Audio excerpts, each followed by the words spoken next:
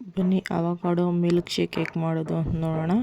First ಒಂದು avocado ತಗೊಂಡು full ಅವಕಾಡೋನ ಕ್ಲೀನಾಗಿ ಹಣ್ಣಾಗಿರ್ಬೇಕು ಅವಕಾಡೋ, ಅದು ಫುಲ್ಲು ಹಾಕ್ಕೊಳ್ಳಿ. ವೆನಿಲ್ಲಾ ಐಸ್ ಕ್ರೀಮ್ ಬರುತ್ತೆ, ವೆನಿಲ್ಲಾ ಐಸ್ ಕ್ರೀಮ್ ತೊಗೊಂಡು ಹಾಕ್ಕೊಳ್ಳಿ. ಒಂದು ಗ್ಲಾಸ್ ಮಿಲ್ಕು, 2 ಸ್ಪೂನ್ ಶುಗರು ಹಾಕ್ಕೊಳ್ಳಿ. ಮಿಕ್ಸಿನಲ್ಲಿ ರುಬ್ಕೊಂಡು ನಿಮ್ಗೆ ಯಾವ ಥರ ಡೆಕೋರೇಷನ್ ಮಾಡಬೇಕು, ನಾನು ಫ್ರೂಟಿ ಎಲ್ಲ ಹಾಕ್ಕೊಂಡು ಡೆಕೋರೇಷನ್ ನಿಮ್ಗೆ ಯಾವ ಥರ ಹಾಕ್ಕೊಂಡ್ರೆ ರೆಡಿ ಆಗುತ್ತೆ. ಪಪ್ಪಾಯ ಜ್ಯೂಸ್ ಹೇಗೆ ಮಾಡಬೇಕು ನೋಡೋಣ ಬನ್ನಿ.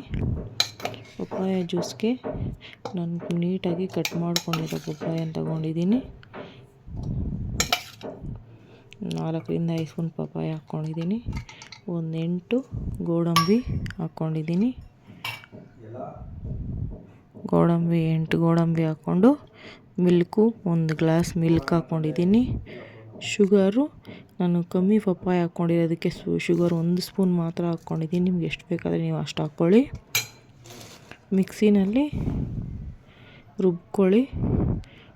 ರುಬ್ಕೊಂಡು ನಿಮ್ಗೆ ಯಾವ ಥರ ಡೆಕೋರೇಷನ್ ಮಾಡಬೇಕು ಆ ಥರ ಮಾಡ್ಕೊಳ್ಳಿ. ಟೇಸ್ಟಿಯಾಗಿರುತ್ತೆ, ಚೆನ್ನಾಗಿರುತ್ತೆ.